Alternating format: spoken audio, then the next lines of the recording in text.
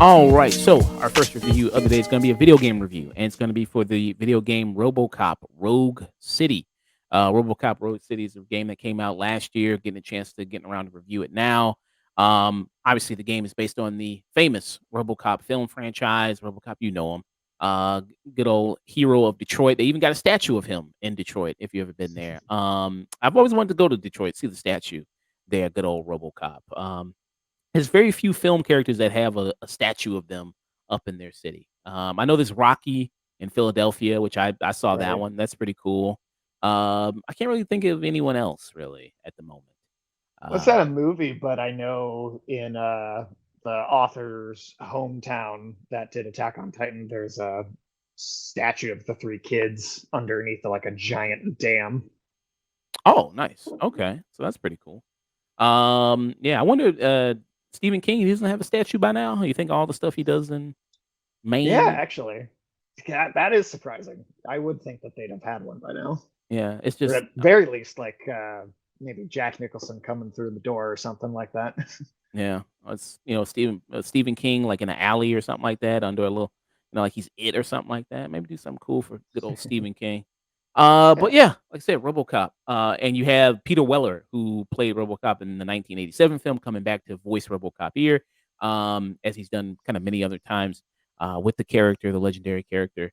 So Sage, you played it, you beat it. I played a little bit of it as well. RoboCop. I've been getting into it. What are your thoughts? And what's the story of RoboCop Rogue City? Well, so this game it takes place after the second film, so it kind of incorporates some canon elements of well, and even some elements of the third movie, although I like to ignore that. But this is taking place after the second movie, after they've done the RoboCop drones, after he's fought RoboCop 2, and you have some new gang leader coming in called the New Guy that looks like a John Wick Hans Gruber meld. And I think the most interesting thing here is you have someone who is actually like flipping a switch, doing something to RoboCop as he's chasing this villain around, and giving him these kind of really cool, long, hallucinatory kind of, I don't want to say psychedelic exactly, but trippy a little bit sequences that get into his head as a character, certainly more than the second or third films did. But yeah, you're going around, you're shooting all sorts of gang members with stupid looking haircuts, because it is the 80s, of course. It nails the style, I think, really well. The visual aesthetic of the movie, it's very familiar. I think the mechanics of this work really well. There's something it doesn't sound like it would be when you say slow and clunky, but there's something satisfying about the way he moves, and it is a slow and clunky way, but it fits the character so well. So I think it works. The base gameplay loop of just being a shooter, I don't have really any criticism of that. I would say, as you start to dig into some of the side content here outside of the main story, you start to feel like there are elements of it that are maybe a little padded or a little monotonous, but it's also not a AAA studio. This is a kind of a smaller company, or that double A kind of level, the kind of thing that you used to see a lot more of in like the PlayStation 2 era of games. And I think the jankiness of the game is it's in a place where it's acceptable because of the size of the company that produced Mm. And the company that did this, was it? Let me see if I can find. Will you remember the name of the company that did this? it. Oh, I should have pulled it up. Let's Yeah. see here. Let me see. But yeah. So you do have, with this RoboCop Rogue City, um, oh, Taeyon, yeah, and then Oh, is that it? Okay. yeah. So yeah, FPS. You mentioned that the RoboCop very much moves like RoboCop. You hear even the sound of his feet. If you get the audio up, it feels like his, kind of slow, kind of lumbering kind of way that he moves. You hear that. Um, Constant hydraulic noises and stuff. yeah. You have that. Um, I will say the action in the game, it's good. I mean, it's pretty repetitive. Like it is a lot of like going to an area, clearing the room of bad guys. You got your weapons here. He usually keeps his, Auto 9 gun here that you've seen famously in the movie where he's kind of going, but he can pick up other weapons in the game, other items. You can throw a motorcycle at somebody. You can have a sledgehammer, throw a sledgehammer at somebody, just grab somebody by the neck, which is always fun, by the way, just grabbing somebody by the neck and just tossing them into something. It includes a lot of, the classic RoboCop things, not only with the way the character moves and his famous, gear, but also the music as well is also in this, which is also that gets you kind of hyped to hear the classic RoboCop score in here. Bringing back the voices, like I mentioned, Peter Weller, who hasn't missed a beat as RoboCop here. I think also the actress who plays Annie Lewis, she's also the original Yeah, actress. that's definitely her. I recognize her right away. Yeah, so you also have that, which is nice. I think one of the downsides of this game, many people have talked about it, I've seen, is just the face models here. The way kind of things move, like some of the, let me go to cutscene kind of here. Some of the lip syncs kind of off here. Some of the character models are kind of stiff. They don't look that well defined. Um, that's a kind of an issue with the game at some points. And this game, the price point when it came out, I think it was like $60 for on console, and then it was 50 on Steam. And we talked about before when you were playing it of whether or not this game kind of deserves that price. Some people could have got it during the holiday sale. They reduced it to $35, which I think is about where it should be priced, really, with this. But what's some of your thoughts there on that? I honestly, I see. I totally agree. And then on top of that, I think it also is going to depend on just how big a fan of RoboCop are you as an individual. So if it's like one of your favorite movies ever, and it's just something like you wish there was always more RoboCop, I think in that case, you'd probably be satisfied paying that full price for it.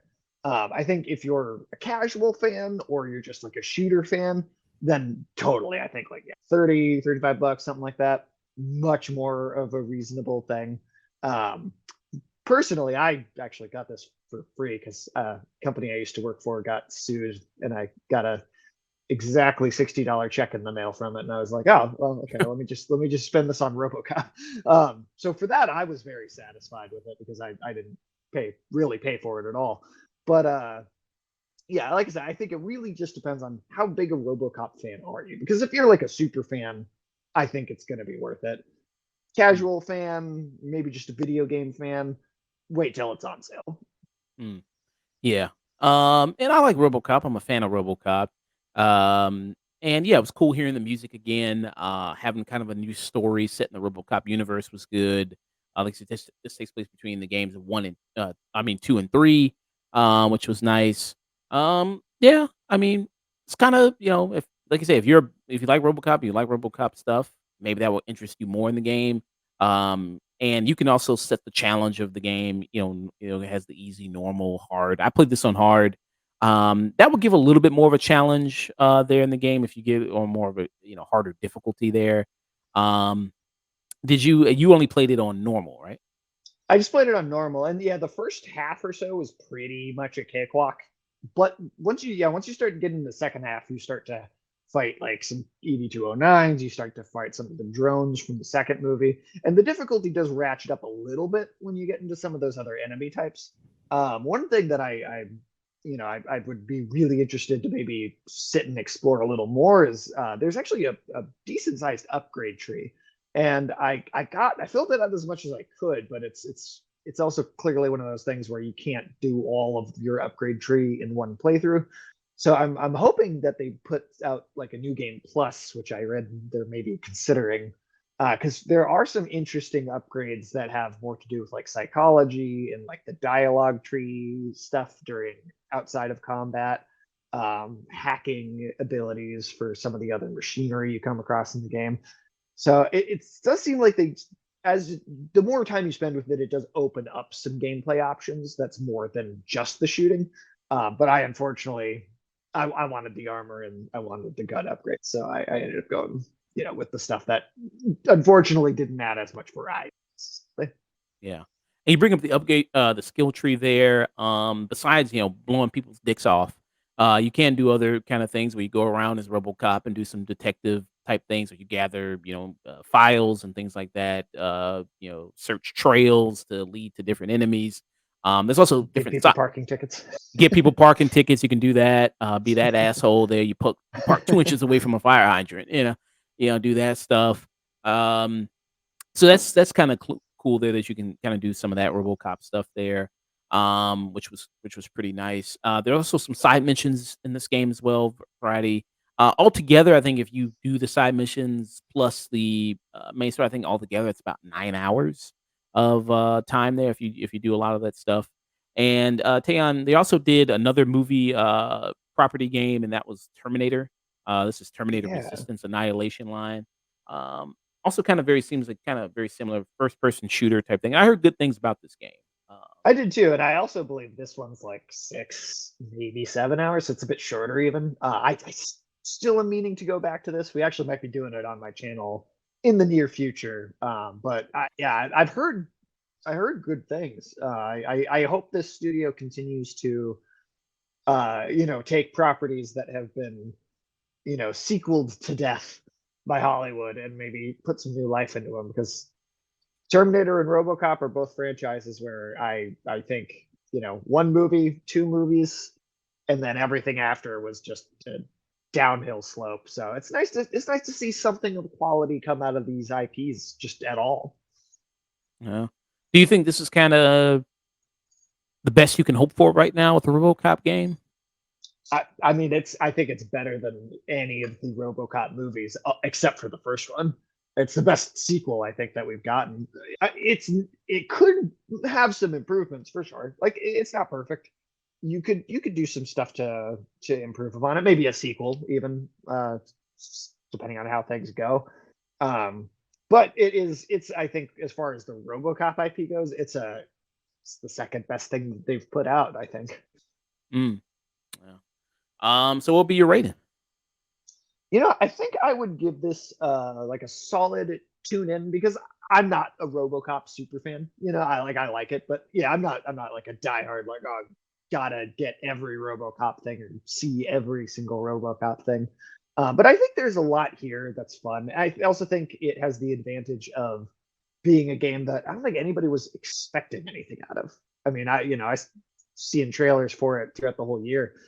I wasn't really I wasn't really like blown away or that impressed by it. And then it was only after it released and I started hearing good word of mouth. I thought, let's just check this out. And I think having that surprise factor also helps it a lot. And it gets an extra point. Maybe it's even a high tune in, because what other game has a dedicated dick shooting?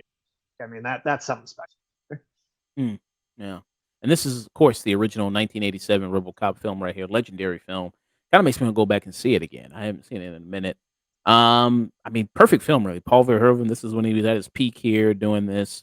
And really kinda, and I show this trailer because it really can, when you see the game, it really is a direct translation. When you see the game and compared to the movie and the different the environment of Detroit, it has that kinda look of it, the feel of it, that rundown kind of 1987 Detroit, that was in the film. Very much kind of those same type of characters that you hear that are, asshole corporate characters. Yeah.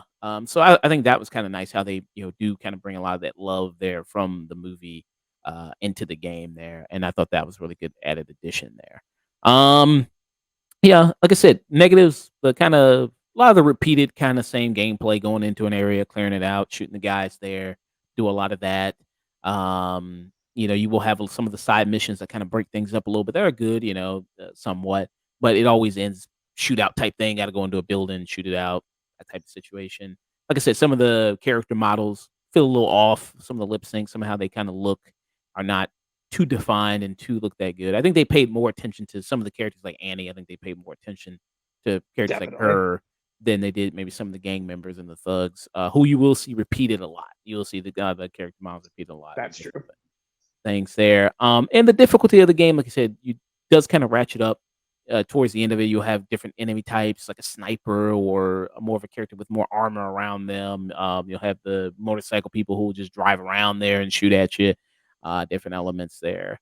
I had those motorcycle guys constantly just kamikazing themselves. Like couldn't even see them on screen, and they'd be running into things and just blowing up on their own. Wow. I mean, they should have been in Godzilla -1, huh? Yeah. So, yeah. So for me, I give it like a high stream it kinda, like you said, maybe if it was on Game Pass, something like that, check it out and play it there. Or if you wanted to, you could wait till the price comes down to more like $30-ish to get it. I think that's about what this game costs. Like I said, I mean, games now, $60, $70, you gotta be a little bit more conscious about what you get and what you're buying because you can't buy every new game full price. I mean, that's kinda just gonna hurt your wallet a little bit there. Um so yeah, I would say that yeah, RoboCop Rogue City is a stream it for me, and you gave it a tune in. Yeah, Um, give it a tune in, especially just if you are like a huge RoboCop fan. I think there's enough to check out. But yeah, if you're not, yeah, give it that price drop. yeah. So that was RoboCop Rogue City.